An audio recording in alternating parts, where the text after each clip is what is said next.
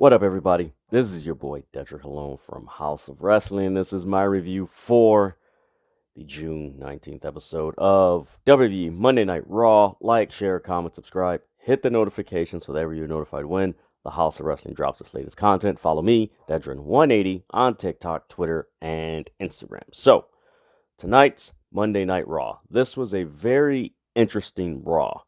Um, there was some progression with some stories that are going on, but for the most part, this was, man, it was just really interesting. I'm not gonna say weird or um like, oh my god, like there was nothing on this show. There was something, but yet it was just kind of vague.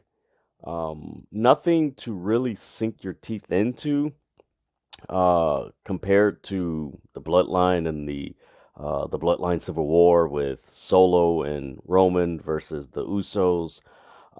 This was, yeah, this was a really interesting show.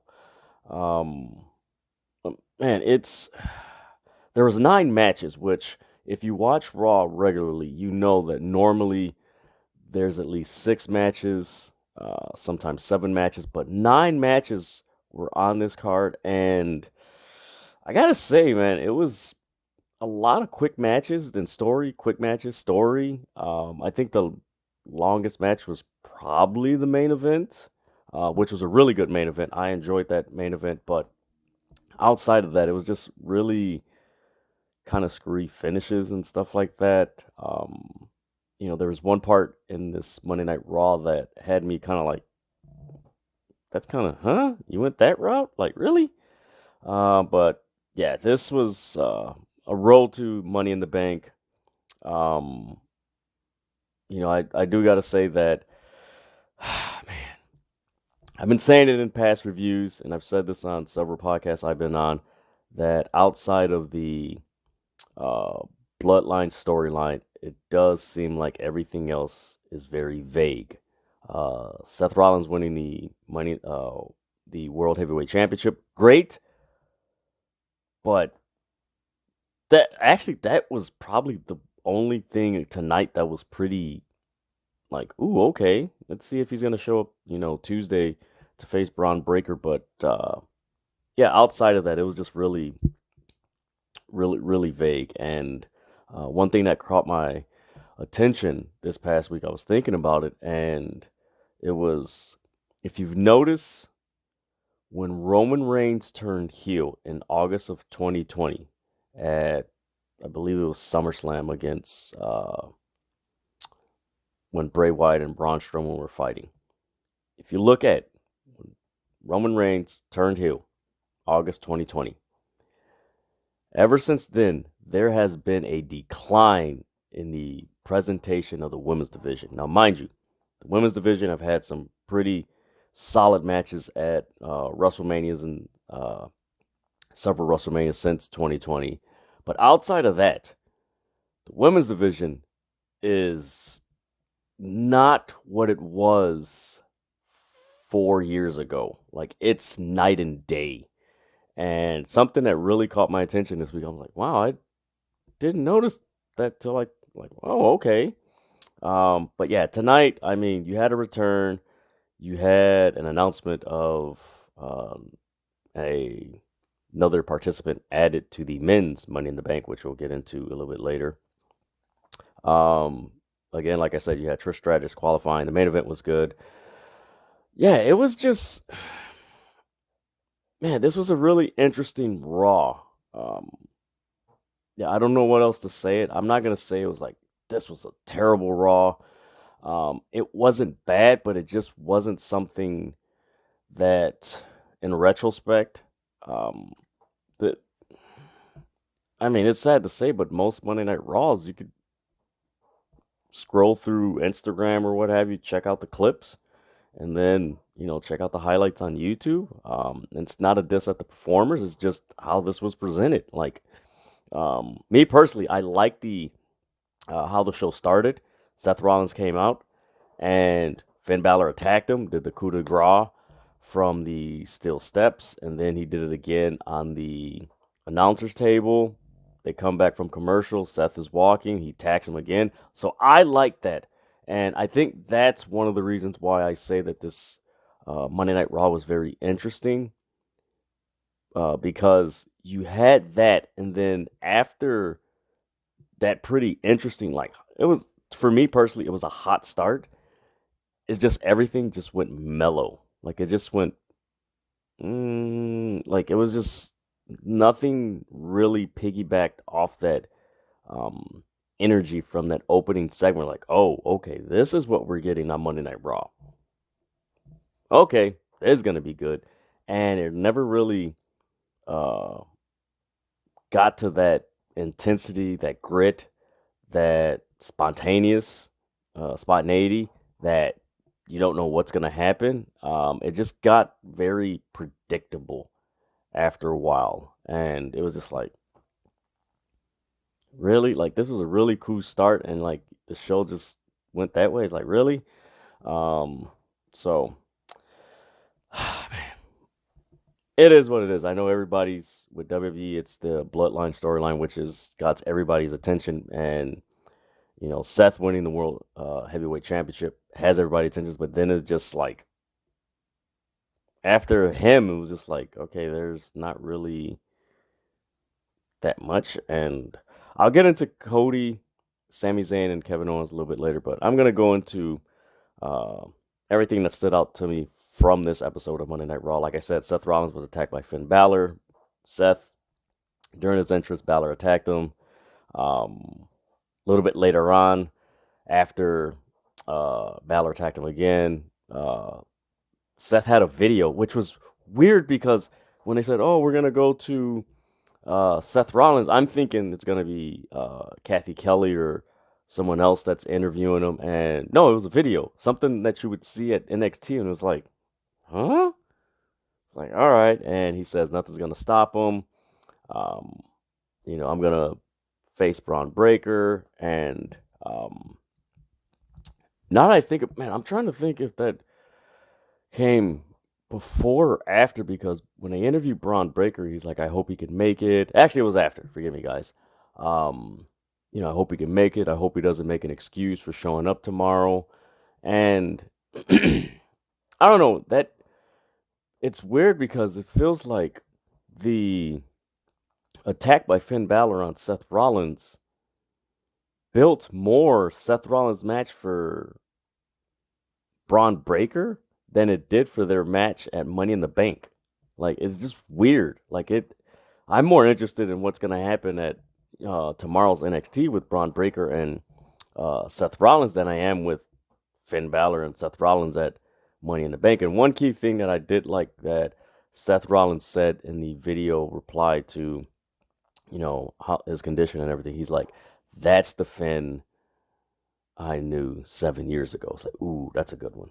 But yeah, I mean, like I said, I'm more interested in Seth Rollins' match against Braun Breaker than I am against with his match against Finn Balor at Money in the Bank. It's just something. It's like you kind of sense that Seth is gonna walk out of there with the World Championship, the World Heavyweight Championship. So yeah, I mean, this was a hot start, but after this, it just went, say, flat. So then we get Tommaso Ciampa. He returns, and this was a result of The Miz issuing an open challenge. He says, "Oh, I'm gonna, I was gonna answer Seth Rollins' open challenge, but Finn, blah blah blah. So I'm gonna issue my own open challenge." And Tommaso Ciampa screams, while he's wrestling The Miz.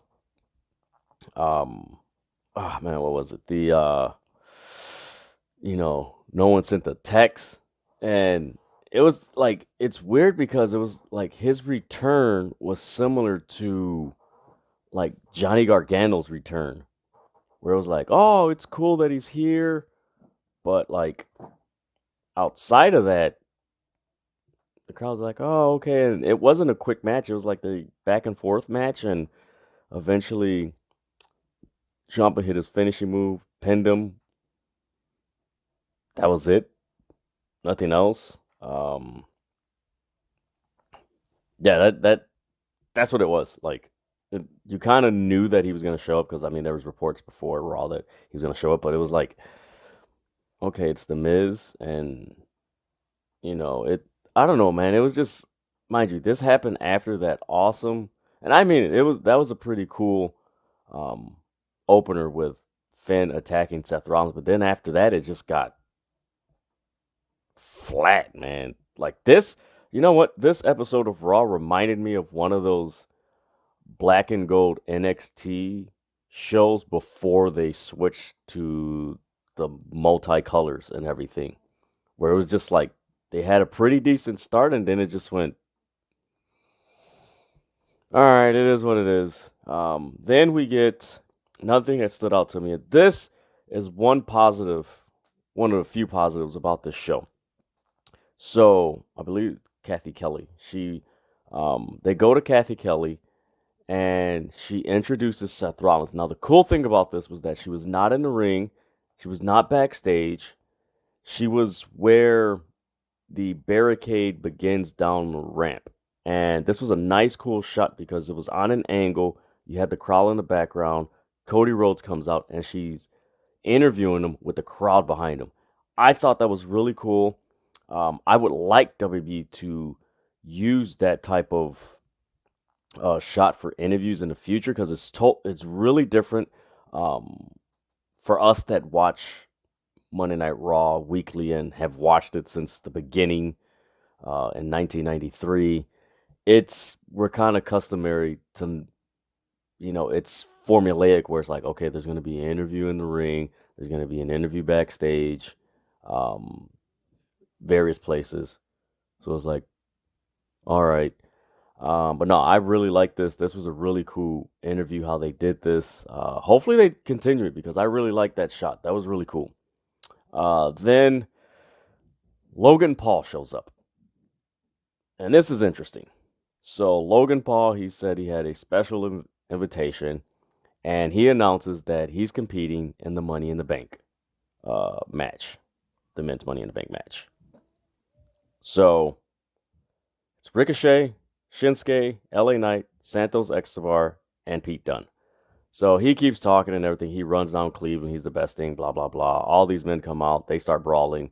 Then he dives over, knocks everybody out, gets up on a ladder, climbs up there, and points at the Money in the Bank. And it is not far-fetched to think or believe that Logan Paul could win the Money in the Bank briefcase. Reason being, it's not far-fetched. When you really think about it, of course, most people think, oh, he's going to cash in and on Roman. Roman's not losing that title anytime soon. Would WWE have Logan Paul win the men's Money in the Bank briefcase and cash in on Seth Rollins? That's something I could believe they could do. And that's something I think they would do, considering if you go back to the Royal Rumble, it was. Who was it? It was Seth Rollins who got eliminated by. Yeah. Uh, Logan Paul eliminated Seth Rollins. Now I remember it. So it's not far fetched for that to happen. Me personally, if that happened, where Logan Paul um, won the Money in the Bank briefcase and cashed it in on Seth Rollins and became the world heavyweight champion, I would laugh. I would not be shocked. And I would not be like, oh my God, this is the end of the world. Or I wouldn't be none of that. I would laugh. And me personally, it I would want to see where WB goes if they did that with Logan Paul. I know the reason why they would do it. Of course, publicity, going viral, blah, blah, blah, that whole thing. But it's just like I would want to see the backlash and the feedback from something like that if it happened, if Logan Paul became the world heavyweight champion. through him cashing in the Money in the Bank briefcase. I would just love to see the reaction. Um, like I said, I would not be surprised if WWE is thinking that, planning that. If they did that, it would not shock me. It is not far fetched to think that. Maybe that's one of the reasons why they created the World Heavyweight Championship, because they had something like this in planned. And also remember when Logan Paul re-signed, he mentioned that within his contract, holding some gold. People thought Intercontinental U.S. title, if he becomes World Heavyweight Champion, that would be insane. And here's the other thing to think about. If Logan Paul becomes World Heavyweight Champion before Cody Rhodes becomes WWE Champion, think about that. That is wild to think that that's something that could happen, that Logan Paul could become World Champion before Cody Rhodes. That is wild to think that that's a possibility that could happen. Again, it's in London. Could that happen?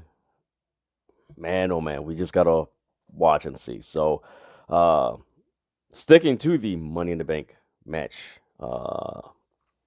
theme and everything, Trish Stratus qualified for the Women's Money in the Bank match. This was really weird to me, considering that you had a stare off with Rhea Ripley and Raquel Rodriguez after Rhea Ripley. It was a no contest with Natalya and everything. Had this face off, so they teased like, oh, okay, Raquel Rodriguez is more likely going to beat Trish Stratus, and you kind of got a sense that, okay, Becky Lynch is possibly going to come and help Raquel win. That's what I felt. That's what I thought was going to happen, and we got the total opposite. Becky Lynch came out. She started preventing Zoe Stark from interfering because Zoe Stark, she she did the leg sweep on Raquel Rodriguez and started interfering. So Becky Lynch is just she's just hitting Zoe Stark, and she's throwing her to the barricade. Then Trish Stratus comes out and she starts hitting her. The ref rings the bell, and it was cool how they did this, but the results still, like, really. So the ref rings the bell, and the announcer, I believe it's Samantha Irvin, they're like, due to disqualification, the winner, excuse me, guys, due to disqualification, the winner, who will advance to the Money in the Bank match, the Women's Money in the Bank match, is Trish Stratus. It was like, huh? Like, you just teased Raquel and Rhea Ripley, and it was like, huh?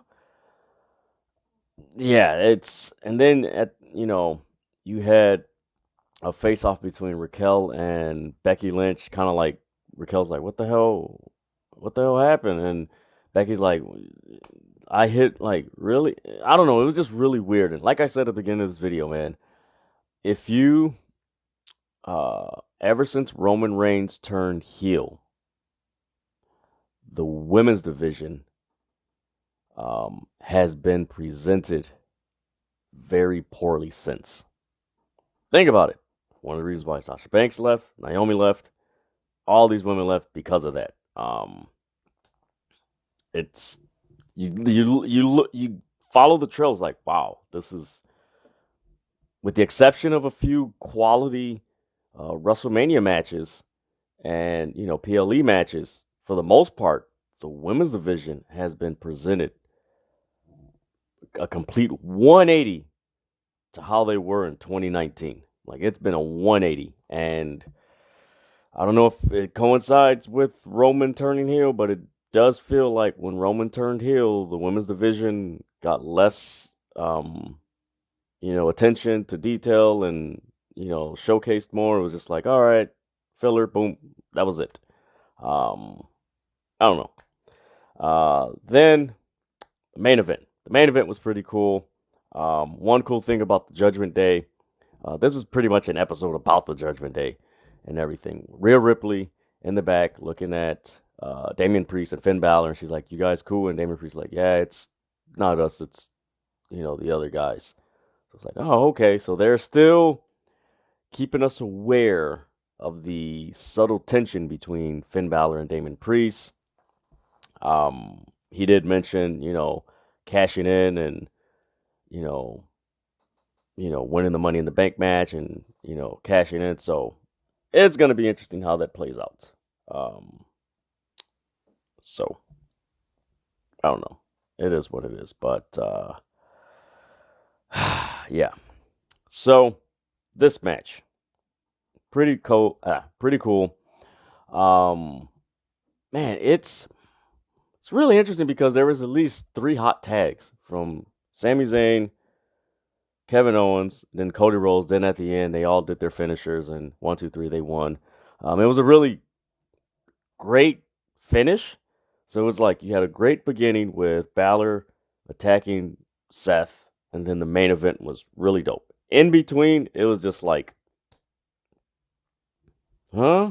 I mean, Shinsuke, Bronson Reed, that, I don't know, man. It was just really clunky, if I could say that, man. It was just really clunky, vague, and like, man, really, like, man, the Raquel Rodriguez Trish Stratus match, like, it like, it just felt like Raquel Rodriguez was going to the Money in the Bank match, and they add Trish Stratus there, and it's just, I don't know, I don't know, man. It's really interesting. Becky Lynch did have a interview later on saying, "Well, I made a mistake, so now everybody's going to be after me, and well, if I'm going to lose, I'm going to go down in a blaze of glory with taking Trish Stratus with me." So that's what pretty much happened on this episode of Monday Night Raw, the June 19th episode of Monday Night Raw. Um, I don't know. I'm looking forward to SmackDown. The aftermath of Jey Uso super kicking Roman Reigns and siding with his brother Jimmy, and that whole Solo Sikoa Roman Reigns thing. I'm interested in that. Yeah, man, this is a really interesting build to Money in the Bank. Cody Rhodes, you know, what's going to happen with him and Dominic at Money in the Bank, which is why the main event was the 6-man tag. Dominic challenged Cody Rhodes, and it doesn't feel like Cody Rhodes is with this feud with Dominic. Like, granted, Dominic gets reaction and everything, but it does feel like with Cody Rhodes in this feud, he doesn't feel like he did back in WrestleMania. Even the night after WrestleMania, when he lost, he just doesn't have that. It doesn't feel like he's at that, okay, eventually he's going to get Roman. Like that feeling, that momentum, you just feel it watching on TV. Granted, he gets the loudest reaction and everything, but it just doesn't feel like he's going after the world title because they're so far apart. And then you have the intensity and just the drama in the Usos versus Roman and Solo, the Bloodline Civil War. So it's like he's so distant from that feud that it just doesn't feel like Cody Rhodes is going to win that title. And with what's happening with Seth Rollins and Finn Balor, it just feels like Cody Rhodes is so far away from any challenges to both world titles that it just feels like, is he ever going to get that title? Because it just doesn't feel like it. And it goes with what many people have said, that like if you I've heard several people say this, if you look at WWE storytelling right now and you have Cody win at WrestleMania, you could still tell the same damn stories you're telling right now in the WWE. Nothing, you don't have to change anything. You don't have to change anything. So I don't know. We'll see. But yeah, this episode of Monday Night Raw was, man, really interesting. And man, I wouldn't say it was a great show because, again, you had that hot beginning that hot start to the show, and then you had, an awesome main event, but in between, it was just you had a lot of quick matches, interesting swerve, like just really quick matches, and like I said, they had 9 matches, and it felt like they had 5 because some of them went by so quickly. So I don't know. I know I did read that Vince McMahon did some changes for some of these for Raw, so it is what it is. But that is my review for the June 19th episode of WWE Monday Night Raw. Like, share, comment, subscribe, hit the notification so that way you're notified when the House of Wrestling drops its latest content. Follow me, Dedrian180, on TikTok, Twitter, and Instagram. Man, can't wait for SmackDown. That's all I got to say.